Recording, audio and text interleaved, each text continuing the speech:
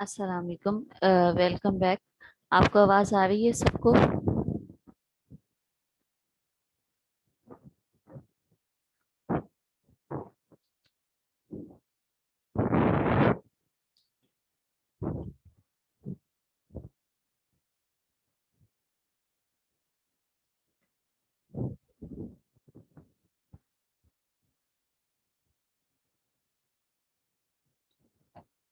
Accountability से related हम article पढ़ रहे थे।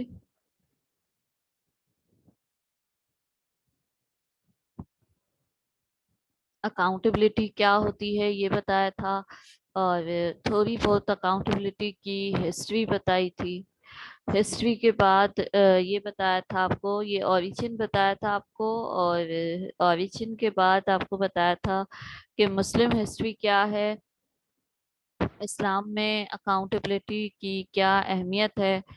कुरान शरीफ में भी जगह जगह इसका तस्करा किया हुआ है। तो उसके बाद आपको ये बताया था कि ये बता रही थी, लेकिन फिर हम पाकिस्तान के जो है वो कॉन्टेक्स्ट में चले गए थे क्योंकि टाइम बहुत कम था। Accountability is either a virtue और अ मैकेनिज्म। अकाउंटेबिलिटी कोई जो है वो virtue है या कोई मैकेनिज्म है। As mentioned earlier, the scholarly literature is excessively divergent and diversified on the term accountability. There are different dimensions, perspectives, and approaches. To reduce the conceptual confusion, the two most discussed concepts of this term have been chosen, wherein we need to distinguish whether the concept of accountability is a virtue or a mechanism. बहुत सारी जगह पर बहुत सारे approaches हैं, बहुत सारे dimensions हैं, और कई मीनिंग में इसको यूज किया जाता है। यहाँ पर दो तरीकों से जो है वो उसको डिस्टिंग्विश किया गया है कि ये एक वर्च्यू है या एक मैकेनिज्म है। तो both are highly valued convincing. These are distinctive distinction from each other as far as their routine respective usage is concerned. As virtue pertains to human instinct, whereas mechanism belongs to a system of parts working together in a machine or a pieces of machinery. virtue का ताल्लुक जो है वो एक human trait से है।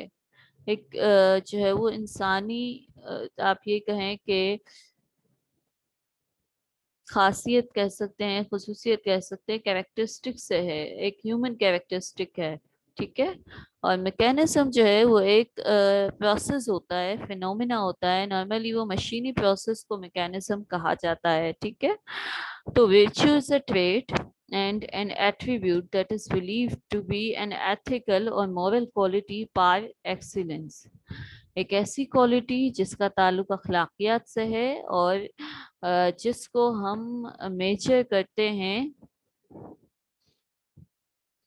Par excellence लिखा हुआ है, यानी कि बेहतरीन के जो है वो दर्जे पर जिसको हम मेजर करते हैं। It is highly valued appreciated as a foundational principle to form a good society. एक बुनियादी असूल, एक अच्छा माशरे की तश्कील में, एक अच्छे माशरे की तश्कील के लिए एक बुनियादी असूल। ठीक है। अब virtuous person enjoys a highly respected position for contributing collective and individual greatness in the society he lives in। एक ऐसा इंसान जो अकाउंटेबल हो, जो ऑनेस्ट हो, रिस्पॉन्सिबल हो, वो ना सिर्फ सोसाइटी में इंडिविजुअल लेवल पर बल्कि जो है वो पब्लिक लेवल पर भी रेस्पेक्टेड तस्वर किया जाता है, नोबल तस्वर किया जाता है। ठीक है ना।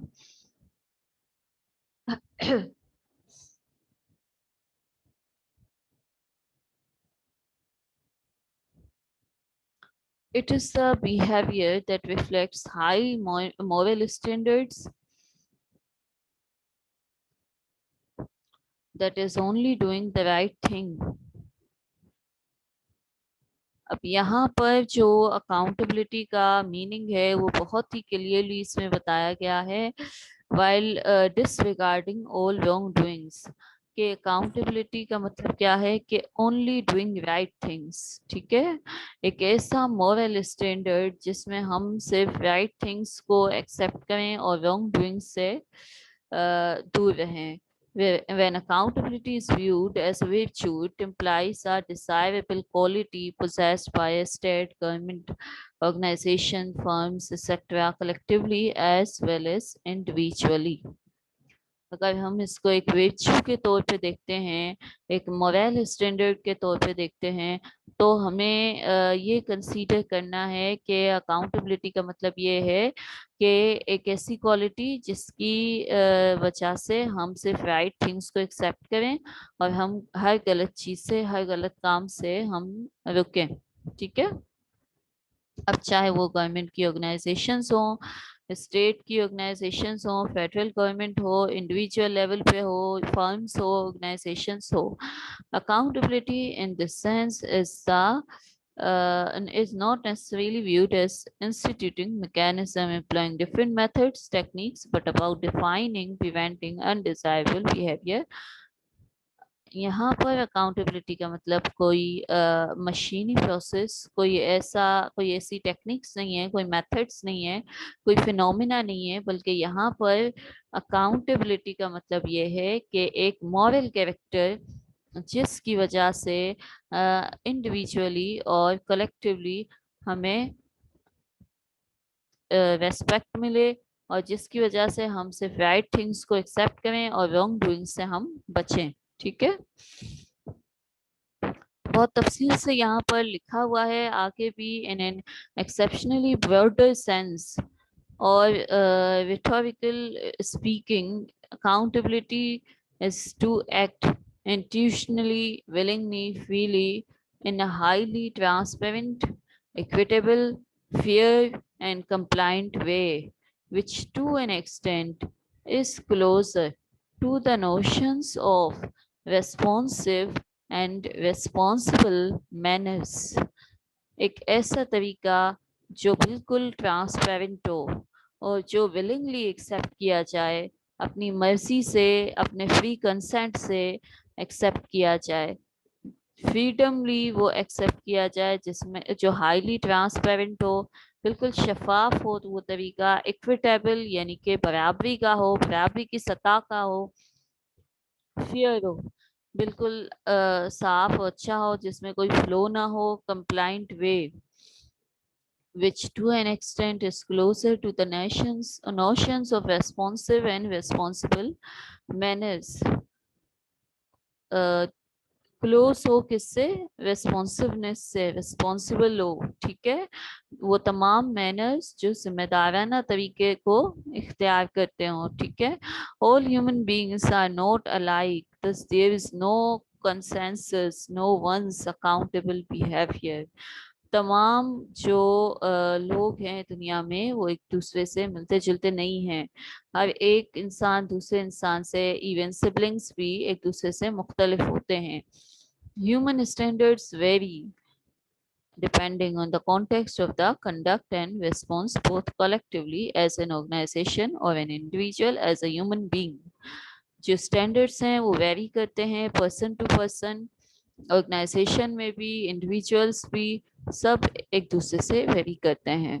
ठीक है, और जो it is generally said that personal conduct and moral character of every human being are closely linked with his accountable behavior. और ये जो मॉरल कैरेक्टर्स होते हैं ये बहुत ज़्यादा लिंक करते हैं हमारी अकाउंटेबिलिटी से। हम मॉरली कितने ट्रांसपेरेंट हैं, ये चीज़ अकाउंटेबिलिटी से बहुत ज़्यादा जो है वो करीब है। जितने ज़्यादा हम ट्रांसपेरेंट होंगे उतनी ज़्यादा मॉरली हम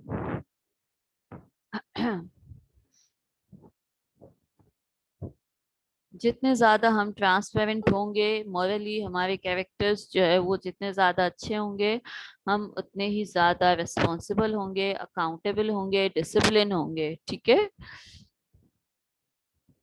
अब इसमें ये virtue के तौर पे बताया हुआ है। अब देखें accountability as a mechanism.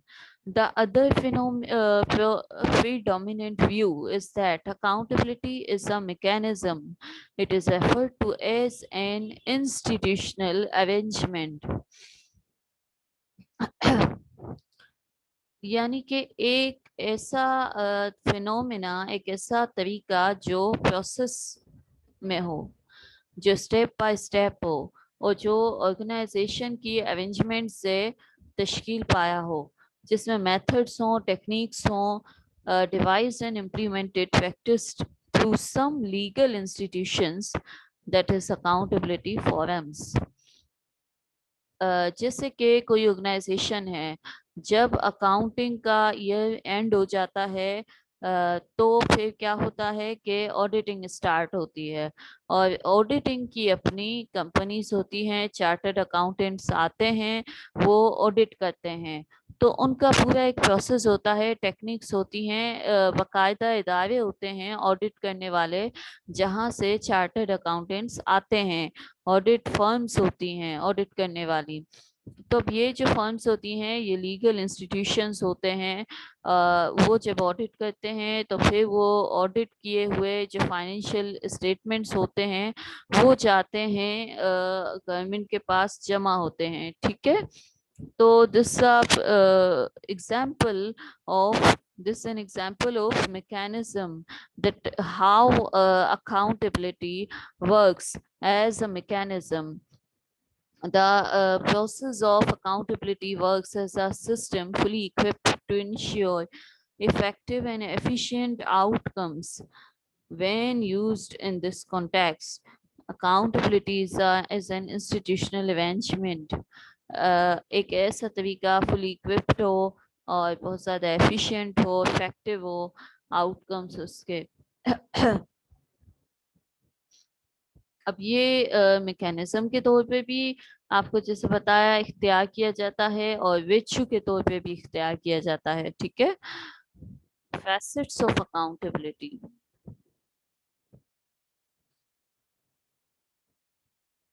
अब यहाँ पर अकाउंटेबिलिटी बताई गई है डिफरेंट कॉन्टेक्स्ट में, कॉर्पोरेट कॉन्टेक्स्ट में भी है, इंडिविजुअल कॉन्टेक्स्ट में भी है, डिफरेंट कॉन्टेक्स्ट में है।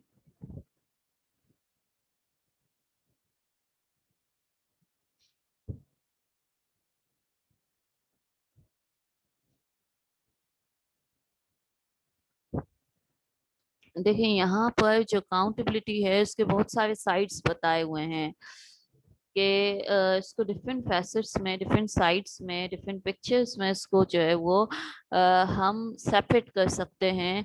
All these facets are grouped under different approaches, models. These are political, bureaucratic, personal, professional, administrative, social, financial and legal. हर तरह से इसको जो है वो हम देख सकते हैं। हर जगह इसके अप्रोचेस अलग होते हैं, मॉडल्स अलग होते हैं, प्रोसेस अलग होता है। The process of accountability, when employed in its core sense, is not confined to one facet only. Evidently, the existing system of accountability in Pakistan is confined to financial aspect only. अभी तक हम जो देखते हैं पाकिस्तान में जो cases आए हैं, फाइनेंशियली हम उसको देखते हैं, लेकिन इसके बहुत सारे एस्पेक्ट होते हैं, सोशल एस्पेक्ट भी होते हैं, एडमिनिस्ट्रेटिव भी होते हैं, लीगल होते हैं, बहुत सारे एस्पेक्ट होते हैं अकाउंटेबिलिटी के। जैसे कि एक मिसाल है कि आप बाइक पे जा रहे हैं, और बाइक पे जाते हुए आपने जहां पर यू टर्न नहीं ले सकते, आपने वहां पर यू टर्न ले लिया, ठीक है। आप वन वे पे जा रहे हैं, आपने उसको टू वे की तरह यूज कर लिया उस अगर रोड को, तो फिर ये तो जो है वो क्या हो जाएगा जब तक यू टर्न नहीं आता है आप टू वे नहीं जा सकते। अगर आपने इससे पहले टू वे ले लिया तो ये क्या हो जाएगा भाई, ये एक सोशली आप जो है वो रूल ऑफ ट्रैफिक को तोड़ रहे हैं, जिसकी वजह से आप अकाउंटेबिलिटी के जो है वो उसूल के खिलाफ जा रहे हैं। ये मॉरली आप इसके जिम्मेदार हैं कि आप जो है वो टू वे उस वक्त तक नहीं जा सकते जब तक यू टर्न ना आए, और जब जो है वो रेड सिग्नल हो जाए तो आपने रुकना है। तो ये जो है वो छोटी छोटी बातें हैं जो सोशली हम सब पर आयद होती हैं कि हम उनको फॉलो करें। तो these are the aspects of social accountability. The accountability is not only applicable to financial aspects only. हम ये समझते हैं कि सिर्फ पैसे के जो मामलात होते हैं उसी पे अकाउंटेबिलिटी अप्लाई होती है। तो ये एक मिसाल थी। It is therefore particularly important to understand all other facets. हमें दूसरे भी एस्पेक्ट्स को समझना है। कॉर्पोरेट अकाउंटेबिलिटी क्या है? By pursuing corporate accountability strategy, the whole organization setup, department group can be investigated and held responsible accordingly by the legal administrative forum. Corporation में क्या होता है कि कॉरपोरेशन बहुत बड़ी होती है, डिपार्टमेंट्स होते हैं, ग्रुप्स होते हैं। तो वहाँ पर ये होता है कि एक लीगल कोई एडमिनिस्ट्रेटिव फोरम होता है। फिर क्या होता है? After having identified substantiated the core issues through substantial evidence, proceed to single out the individual who is liable to justify his acts, resulting in heavy losses, either by design or by mere irresponsible and incompetent approach towards the assigned responsibilities. जब कोई बहुत ज्यादा heavy loss होता है तो जो team hire की जाती है वो क्या करती है? फिर एक प्रोसेस होता है, कोर इश्यूज होते हैं, उनको सॉल्व करने बैठती है, चेक करते हैं, और फिर इंडिविजुअल्स को जो हायरार्की होती है एम्प्लॉयज की उनको देखते हैं कि कहाँ पर कौन से इंडिविजुअल हैं और वो कितने रेस्पॉन्सिबल हैं, किस हद तक रेस्पॉन्सिबल हैं हैवी लॉस के। और या तो वो लॉस जो है वो डिजाइन किया गया था या फिर वो लॉस जो है वो मियर रेस्पॉन्सिबिलिटीज की वजह से वजूद में आया था। ठीक है, यानी कि गैर जिम्मेदाराना जो बिहेवियर होता है उसकी वजह से वजूद में आया है। हिरारिकल अकाउंटेबिलिटी, एक हिरारिकल अकाउंटेबिलिटी होती है, इसका मतलब होता है कि from up to down, from top to down, there is always a boss at the top overall responsible for ensuring efficient performance from a chain of subordinates.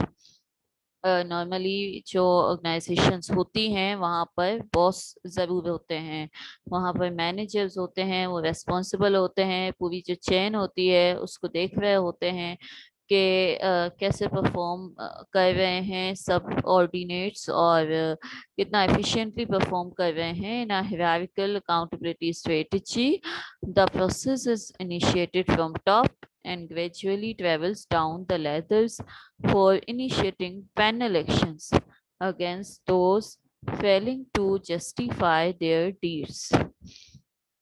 ऊपर से नीचे तक का जो लेवल होता है वहाँ तो पूरा जो इसको हिरार्की कहते हैं कि टॉप से लेकर डाउन तक जो एम्प्लॉयज होते हैं, बॉस से लेकर सबसे नीचे तक जो वेजेस वाले होते हैं, उनको चेक किया जाता है, टर्न बाय टर्न देखा जाता है कि किस तरीके से परफॉर्म कर रहे हैं। कलेक्टिव अकाउंटेबिलिटी भी होती है एक। All public organizations are a collection of individuals belonging to various ranks and file, which are assigned specific responsibilities and also liable to follow the prescribed rules and regulations. In a way, they all are collectively accountable to the legal forums for identifying the issues concerning the performance of the organization. तमाम organisation individuals का collection होते हैं, तो तमाम responsibilities follow करने के, तमाम rules regulations को फॉलो करने के वो रेस्पॉन्सिबल होते हैं। ठीक है, लीगल फॉरम्स को, लीगल इंस्टीट्यूशंस को जवाबदेह होते हैं कि जो एक्टिविटीज वो परफॉर्म कर रहे हैं वो लीगली सही हैं। Therefore, the forum can pursue the collective accountability strategy that is all for one approach and get hold of any individual of the organization and question him about the functioning of his setup. यानी कि कोई भी ऐसी strategy वो अपना सकते हैं जो तमाम ऑर्गेनाइजेशंस पर सिमिलर हो और उनकी फंक्शनिंग के बारे में वो क्वेश्चनिंग कर सकते हैं. इसको कलेक्टिव अकाउंटेबिलिटी कहते हैं. However practically this strategy has flaws legally as well as ethically. It may not yield the desired results. इसमें बहुत सारे फ्लोस भी हैं, बहुत सारे मसाइल भी होते हैं कलेक्टिव अकाउंटेबिलिटी में. अच्छा, इसके बाद एक इंडिविजुअल अकाउंटेबिलिटी आती है. Given the core sense of accountability wherein everyone is accountable for his or her deeds. Accountable individual accountability strategy is considered the most effective approach. सबसे ज्यादा जो इफेक्टिव अप्रोच है, जो हमारे मजहब इस्लाम से भी हमें साबित है कि सबसे ज़्यादा जो इफेक्टिव है, एफिशिएंट है, वो क्या है? इंडिविजुअल अकाउंटेबिलिटी है. when we are talking about individual accountability, it means that each and everybody is responsible on his high status, on his activities, that what he she is doing. अब चाहे वो organisation में हो, चाहे वो academic level में हो, चाहे वो गवर्नमेंट बेस पे हो, ऑफिसर हो, जो भी हो, इंडिविजुअल लेवल की जो अकाउंटेबिलिटी होती है वो सबसे बेस्ट होती है. As discussed above, in pursuance of corporate, hierarchical, collective accountability strategies, fixing responsibility at the time stage of judgment may be quite tricky. जब हम कॉर्पोरेट की बात करते हैं, हिरार्की की बात करते हैं, तो हमारे लिए बहुत मुश्किल होता है कि हम कलेक्टिवली एक स्ट्रेटेजी पूरी ऑर्गेनाइजेशन पर किस तरह फिक्स करें. ठीक है, तो it is much better to check and control each and everybody individual. अलग अलग हर किसी को चेक करें.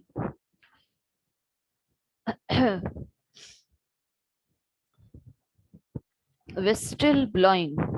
Whistleblowing is the disclosure by the employees about alleged wrongdoing, unethical practice, or acts, irregular, illegal, corrupt practices by employers, which may be considered as a violation of the laws or as a blatant fraud or corruption. Employees के through disclosure करना wrong doings का, unethical practices का, या फिर वो practices, वो corruptions जो employers ने किए हैं, यानी उनके बॉसेस ने किए हैं, वो हम किसके थ्रू कर रहे हैं? चेक एम्प्लॉयज के थ्रू कर रहे हैं.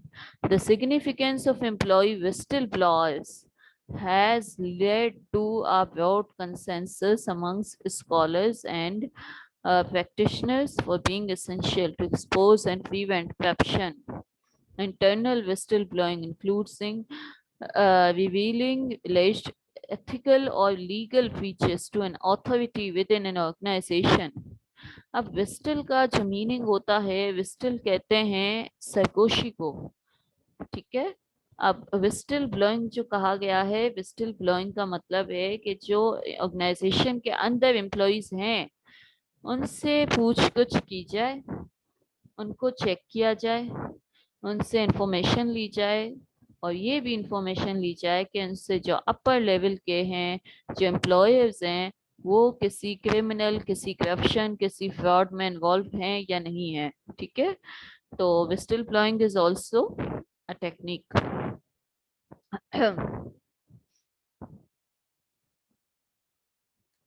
अब देखें, ये दोबारा हम आ गए अकाउंटेबिलिटी इन पाकिस्तान में. पाकिस्तान में हमने पढ़ा था कि अकाउंटेबिलिटी के दो तो ऐसे इदारे हैं जो फेडरल लेवल पे हैं, जिसमें एक तो नेब है. नेब का नाम आपने बहुत ज़्यादा सुना होगा.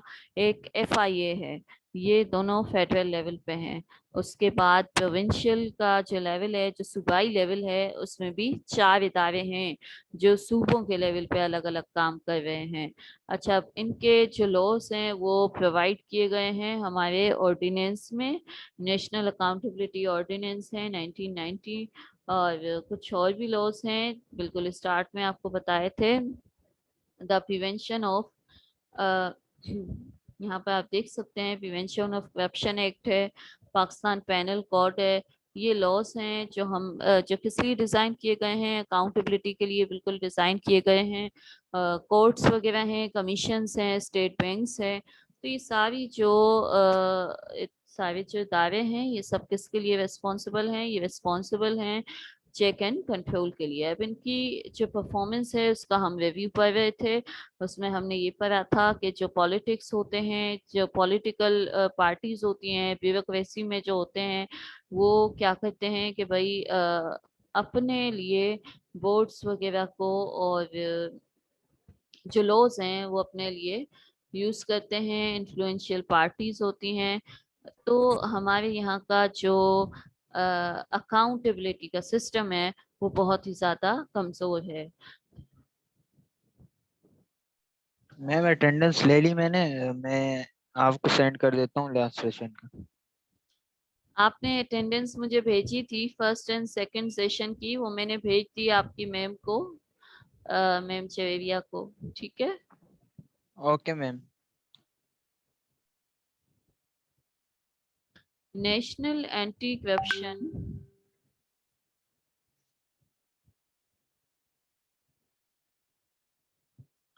National anti corruption strategy 2002 and NAO 99 are cited as comprehensive policy approaches. जी शेराज शेख, आपने हैंड रेस किया है, आपको कोई सवाल मैम करना है? जी। मैम वो हमने 2 क्लासेस अटेंड नहीं की किसी की वजह से, अभी हम आए थे लेकिन आप बोल अटेंडेंस नहीं होगी। आपकी आवाज क्लियर नहीं आ रही है, आप क्या कहना चाह रहे हैं? आपने क्लास शायद अटेंड नहीं की, ये कह रहे हैं? जी जी।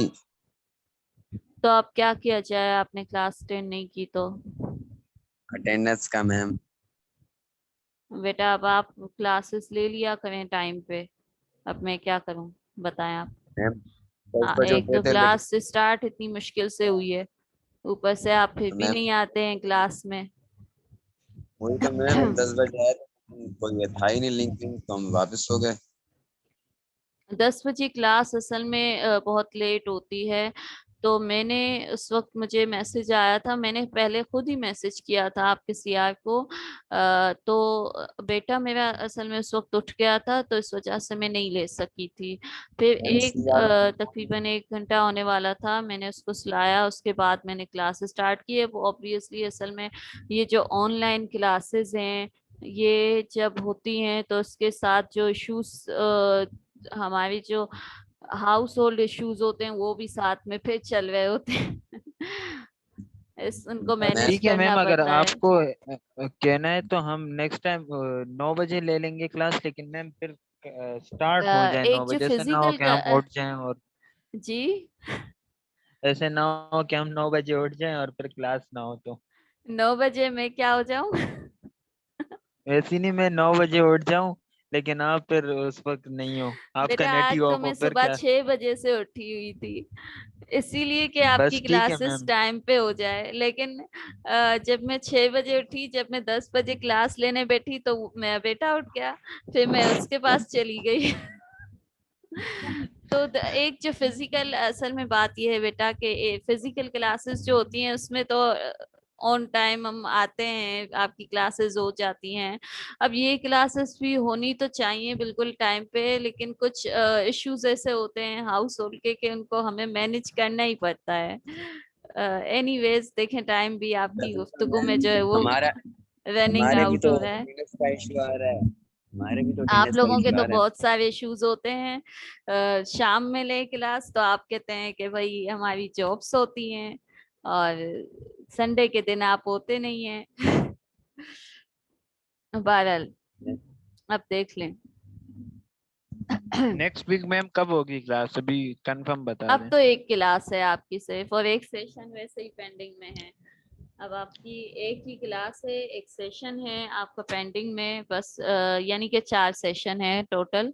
वो हो जाएंगे तो फिर बस खत्म, फिर आपका पेपर। Good bye Tata. फिर फिर आप मजे में जो है वो मैम मार्क्स जरा, मैम मार्क्स जरा अच्छे देना मैम, हम गरीब लोग हैं। मार्क्स जरा अच्छे दूं, अच्छा जी ठीक है, जो आपका हुक्म। उसके बाद मैम पेपर के बाद आप जी भर के टिकटॉक बनाइएगा जलाल साहब। Okay ma'am. मैम मिड का क्या नंबर आए थे? अच्छा भाई, तो देखें ये, अब रिव्यू देख भी लें कि क्या किया है पाकिस्तान के जो उन्होंने इदारे हैं, जो उन्होंने क्या क्या परफॉर्म किया है। when district governmental institutions allegedly serve ruling coalition agendas, this process is called politicization of system. The extent of politicization of such institution would enable readers to understand the overall performance of anti-corruption agencies. अब ये जो politicisation होती है, इसका मतलब है कि जो एजेंसीज हैं वो खुद भी सियासतदानों की नजर हो गई हैं। ये जो बनाई गई हैं इतनी सारी एजेंसीज के, FIA और नेप और पता नहीं कौन कौन सी एजेंसीज हैं, ये खुद भी ब्यूरोक्रेट्स की नजर हो गई हैं। वो अपना इन्फ्लुएंस बहुत ज्यादा इसमें यूज करते हैं अंदर जो ऑफिसर्स हैं उन पर, ठीक है। अब इसमें ये मैं पढ़ चुकी हूँ पहले भी, दोबारा इसको मैं नहीं पढ़ूंगी। नेशनल एंटी करप्शन स्ट्रेटजी ये पढ़ रहे थे हम, are cited as comprehensive policy approaches to root out corruption from Pakistan। ये जो पॉलिसी है ये एक बहुत ही जामे पॉलिसी के तौर पर इसको अपनाया जाता है। NAB is the supreme anti corruption authority of Pakistan. NAB सबसे बड़ी, सबसे सुप्रीम एंटी करप्शन अथॉरिटी है। It was established to eradicate corruption in a holistic and integrated manner. अब आप देख ही रहे हैं कि नेब ने आजकल जो है वो नवाज शरीफ वाला जो केस हुआ उनको बरतरफ किया और सब कुछ हुआ। ये सब जो है वो नेब के अंडर में, नेब के ही हुक्म से ही हो रहा है। Almost 20 years have passed since the existing system of accountability is in place। 20 सालों से ये सिस्टम चल रहा है। Contrary to the deafening rhetoric of its effectiveness, there is a significant disjuncture between its vision and actual outcomes. As Pakistan is presently facing the worst challenges of systematic corruption and abhorrent state of accountability, Pakistan में मसाइल बहुत ज़्यादा हैं corruption के, accountability बहुत ही कमज़ोर है। तो इसकी वजह से हम ये कह सकते हैं कि जो नेब है उसका विजन और उसका असल जो इफेक्टिवनेस है, जो आउटकम है, उन दोनों में बहुत ज़्यादा फर्क है। The Supreme Court of Pakistan has also pointed out serious maladministration, improper procedure। उन्होंने भी इसको पॉइंट आउट किया है नेब को। There is a Supreme Court ने, there is a lot of hue and cry from different segments of society about the necessity of rationalization the NAP। बहुत सारे सेगमेंट्स हैं सोसाइटी में, बहुत सारी ऐसी बातें हैं जहाँ पर इंसाफ की चेकिंग की ज़रूरत है, लेकिन वहाँ पर नेब जो है वो काम नहीं कर रहा। It has not been free from political influence. NAB भी फ्री नहीं है पॉलिटिकल इन्फ्लुएंस से, सियासतदानों के असर से महफूज नहीं है नेब, and is perceived as a tool in the hands of sitting governments। ये बात उन्होंने एक बहुत ही अच्छी लिखी हुई है कि नेब को सिटिंग गवर्नमेंट्स, यानी जो हुकूमत होती है, जो वक्त की हुकूमत होती है, उन्होंने अपना एक आला कार भी किसी हद तक बनाया ही है, ठीक है। Recently, the NAO has been amended without any legislative input of all the stakeholders, precisely the way next 2002 NACs NSES 2002 was approved. The proposed, अब ये कुछ अमेंडमेंट्स हुई हैं, उनके बारे में बात हो रही है। तरमीम जो लॉज में होती रहती हैं, the amendments are generally focused on avoiding the process of accountability. अब ये बता रहे हैं कि ये जो अमेंडमेंट्स तरमीमें हुई हैं, जो चेंजेस हुई हैं, इनका मकसद क्या था कि अकाउंटेबिलिटी को कम किया जाए, फोकस कम किया जाए। In one way or the other, politicians' growing criticism is that the existing system of accountability is neither transparent nor across the board, as the laws and procedures are discriminatory,